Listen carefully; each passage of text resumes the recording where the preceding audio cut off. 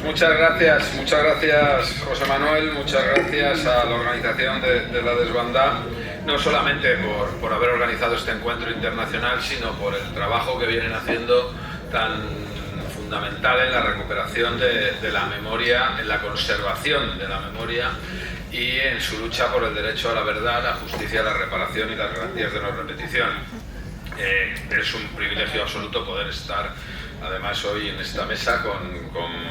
víctimas, con las que fueron víctimas de la Desbandá, víctimas también del fascismo en general durante la Segunda Guerra Mundial, de los regímenes nazis en Europa que sufrieron el exilio, víctimas de la represión que vivimos en España en el momento que se quedó establecida la dictadura tras la guerra civil. Y creo que hay que empezar agradeciendo, ¿no? Agradeciendo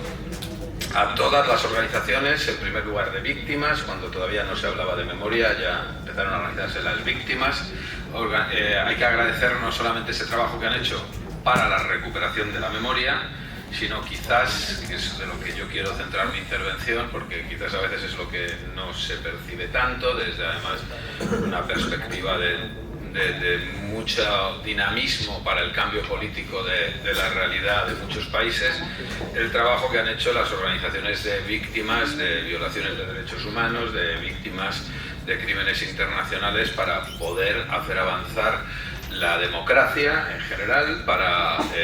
acabar con los regímenes autoritarios y, por supuesto, para garantizar luego los derechos a la verdad, a la justicia y a la reparación, ¿no? El movimiento de las víctimas, o mejor dicho, la lucha contra la impunidad de los crímenes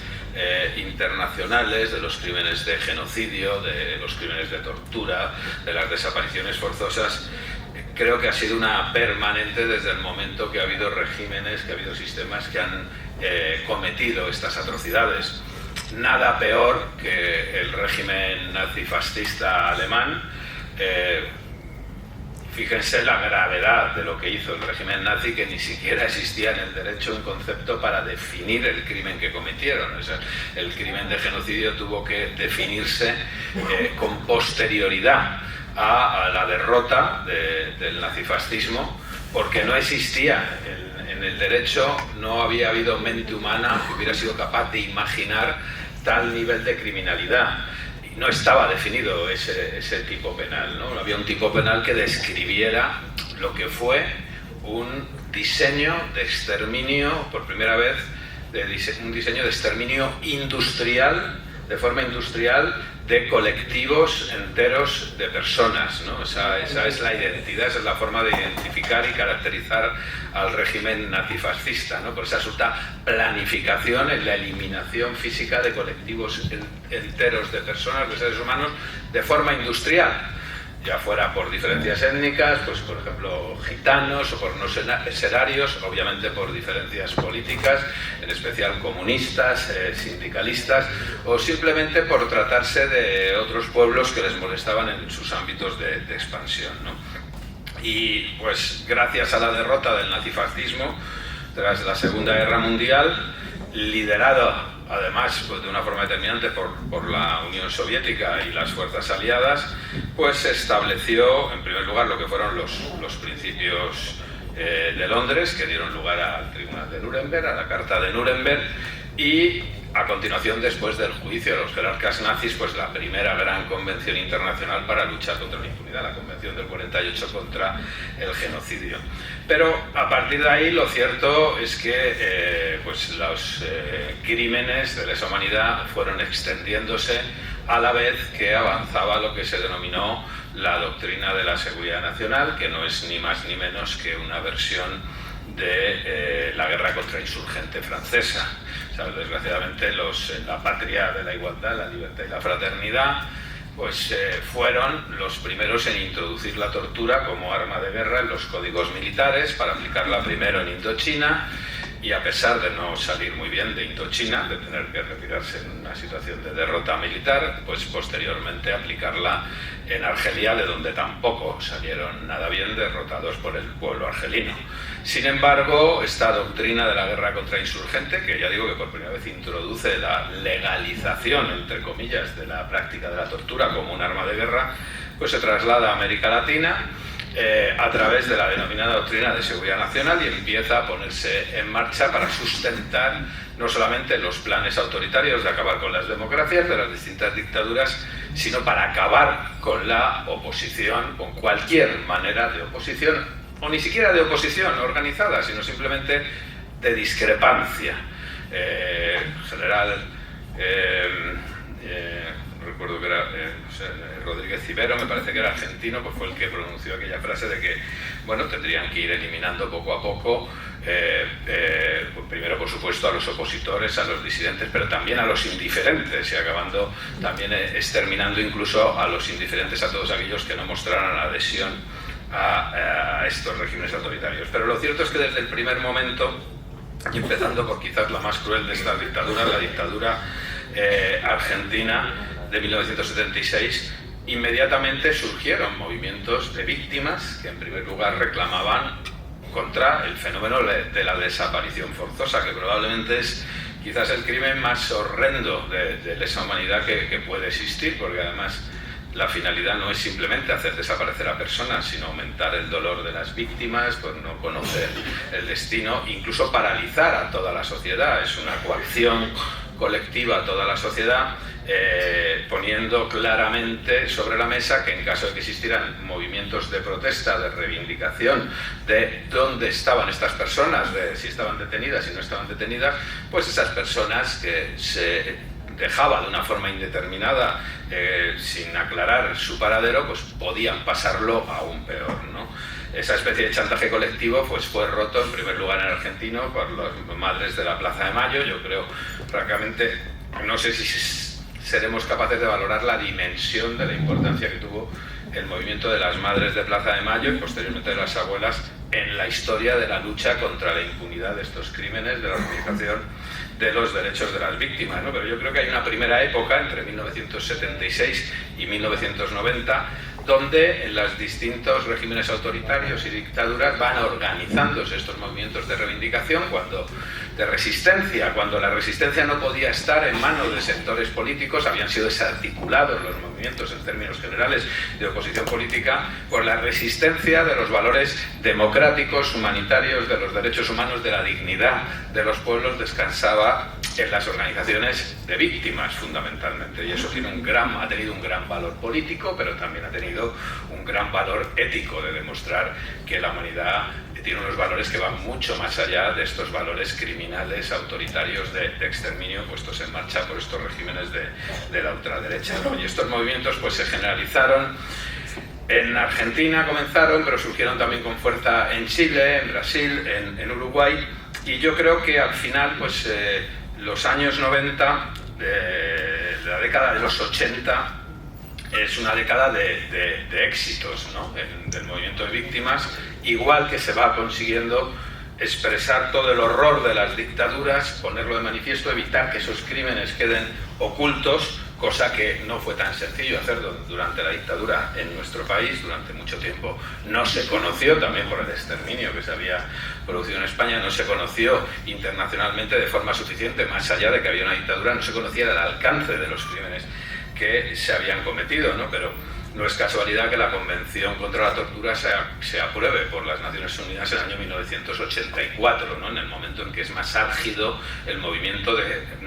resistencia de las víctimas de todas estas dictaduras. Es el resultado también de ese trabajo que obliga a que la comunidad internacional reaccione, creando la primera gran convención sobre crímenes de tortura, ¿no?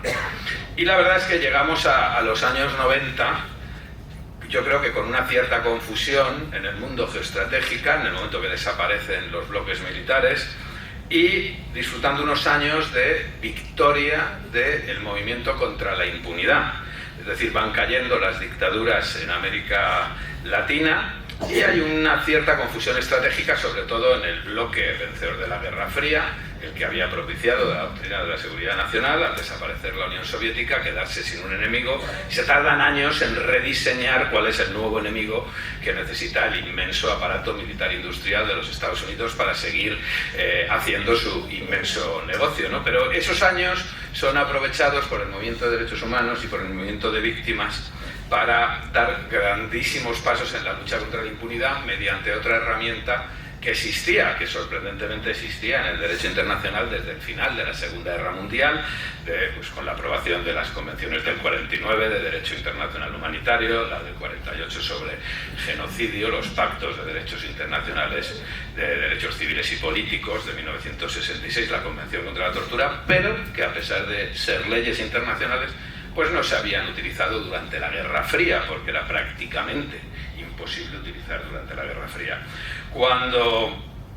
desaparece este enfrentamiento de bloques y en esta ventana de oportunidad, que es la década de los 90, se produce un avance inconmensurable de la jurisdicción universal como un mecanismo de defensa de los derechos humanos y de lucha contra la impunidad. Y se producen avances que yo lo digo sin ningún género de duda, es la época más dorada de la justicia española después de haber salido de la dictadura, ¿no? Donde nuestro país, sorprendentemente, pues se convierte en una referencia de la persecución de crímenes internacionales, pues a través de los procedimientos contra las dictaduras militares argentinas, chilena o contra la Junta Militar de Guatemala, ¿no? Se produce la detención de Pinochet en 1998 en Londres por orden de la Audiencia Nacional del juez Garzón. Se produce pues la detención y la condena del militar Adolfo Stilingo, un participante en la dictadura militar argentina. Se producen sentencias de la Audiencia Nacional, las sentencias de los autos de la Sala de lo Penal de noviembre del 98, que proclaman claramente cosas que, claro, que para los españoles y las españolas no dejan de llamar la atención. Es decir, que la lucha contra la impunidad es una prioridad absoluta, es un mandato del derecho internacional, y que este tipo de crímenes no les alcanza ni la amnistía ni la prescripción, y que por lo tanto las leyes de amnistía dictadas por la dictadura militar argentina o chilena o en Guatemala ceden ante estas situaciones de impunidad y no pueden ser aplicadas porque el derecho internacional no permite aplicarlas. Qué contradicción, ¿no? Que lo que los tribunales españoles deciden que no se puede aplicar en otros lugares del mundo, en aplicar el ejercicio desde España de esa jurisdicción universal, pues resulta que los tribunales españoles se niegan en la práctica a aplicarlo respecto a los supuestos infinitos de impunidad que todavía seguimos arrastrando en nuestro país, ¿no? Y de alguna forma, bueno, pues esta contradicción con la situación de impunidad de los crímenes del franquismo y esta posición de los tribunales españoles de entender de forma absolutamente injustificada que la ley de amnistía había amnistiado los crímenes no amnistiables, los crímenes de tortura, los crímenes de lesa humanidad, los crímenes de guerra, los crímenes de genocidio cometidos por el régimen franquista. Esa actitud de los jueces españoles, que a la vez que la Audiencia Nacional decía que esos crímenes no podían ser amnistiados en Guatemala, en Chile o en Argentina, pero decían que aquí sí podían ser amnistiados sin ningún tipo de raciocinio. Digamos, esto va haciendo que de alguna forma el aparato del Estado comience a preocuparse de lo que ha sido, bueno, pues una ventana de oportunidad muy interesante para recuperar prestigio de un aparato judicial que a fin de cuentas tampoco fue depurado después de la dictadura, ni muchísimo menos, y con la presentación de la querella en el año 2008, de la admisión a trámite de la querella de las víctimas del franquismo en la Audiencia Nacional, pues también por el juez Garzón, se desatan pues todas las alarmas, ¿no? Esto acaba obviamente con la inhabilitación del juez Garzón. Por supuesto, era muy complicado desde el punto de vista técnico-jurídico inhabilitarlo por llevar adelante un procedimiento de persecución de crímenes internacionales, en este caso ocurrido en España, con los mismos fundamentos que había acordado la Audiencia Nacional o el Tribunal Constitucional Español para perseguir crímenes idénticos cometidos en otros lugares del mundo. El subterfugio que se utiliza pues es otro procedimiento y acaba siendo inhabilitado. Bueno, pues simultáneamente se mantienen abiertos pues, los dos procedimientos por prevaricación contra el juez y acaba siendo inhabilitado por una prevaricación en otro procedimiento. Y a partir de ahí, pues yo creo que entramos en otra fase, ¿no? Entramos en esa fase donde, a pesar de esa frustración de los movimientos de víctimas, pues lo que queda claro es que es necesario seguir luchando contra la impunidad, porque esas contradicciones pues tenían que llevar a algún lugar, ¿no? Esas contradicciones que se habían manifestado y que habían quedado tan evidentes en el caso de los jueces del aparato judicial español, ¿no? Yo quiero aquí agradecer el trabajo incesante que han hecho las organizaciones de víctimas durante todos estos años. Primero, para luchar contra la impunidad en otros lugares del mundo, también desde España. También el trabajo que se ha venido haciendo constantemente para acabar con la impunidad del franquismo, el tremendo esfuerzo y la importancia que tuvo la querella en Argentina por los crímenes del franquismo, también para no solamente para poner en evidencia estas contradicciones, sino de alguna forma, que creo que es algo realmente hermoso, para que el pueblo argentino tuviera la ocasión de devolver la solidaridad que mostró el pueblo español cuando se abrieron, las querellas contra la Junta Militar Argentina aquí en España sirvieron también para dar un paso contra la impunidad muy importante en Argentina o en Chile, ¿no? Desde entonces, especialmente en Chile, con la detención de Pinochet en Londres, cayeron todas las barreras de impunidad y desde entonces hasta ahora no han cesado. Son miles los procesados por este tipo de crímenes, tanto en Argentina como en Chile, y ese trabajo continúa permanentemente abierto. Yo voy a acabar para ceñirme al tiempo establecido de forma estricta y simplemente indico que yo creo que hay que tener cuidado. Ha habido un debate muy importante en nuestro país en el movimiento contra la impunidad, en el movimiento de víctimas, ante la frustración que provoca el ver que no se puede avanzar en medidas concretas en la lucha contra la impunidad. Yo creo que hay, a pesar de esas dificultades y a pesar de un hecho inexorable, que la muerte extingue la responsabilidad penal y que evidentemente todo el tiempo perdido pues hace imposible llevar a muchos victimarios, a muchos responsables de crímenes cometidos en nuestro país, llevarlos a los tribunales por el mero hecho de que han muerto la inmensa mayoría de ellos. Eso es una realidad contra la que no se puede luchar y que no va a cambiar ninguna ley, evidentemente, ¿no? A fin de cuentas, no lo olvidemos, aquel dictador murió en la cama. Pero lo que es sumamente importante es dejar claro que el aparato judicial en nuestro país ha adoptado una actitud, por supuesto cobarde, por supuesto fraudulenta, muy poco profesional y también de alguna forma incluso un poco cínica, ¿no? Aplicando a otros países, por cierto, excolonias de España, lo que no estaba dispuesto a aplicar en nuestro propio país ante los mismos problemas domésticos. Y señalar la ley española de amnistía, que fue una conquista de las fuerzas democráticas, en especial de la izquierda, de los comunistas, que vació las cárceles, señalar a la ley de amnistía como la responsable de esa impunidad, pues yo siempre he pensado que es tremendamente injusto, porque desde mucho antes de que se aprobara la ley de amnistía, desde 1948, con la aprobación del convenio de genocidio, antes incluso con la aprobación de la Carta de Londres, de los Principios de Londres para crear el Tribunal de Nuremberg, o desde la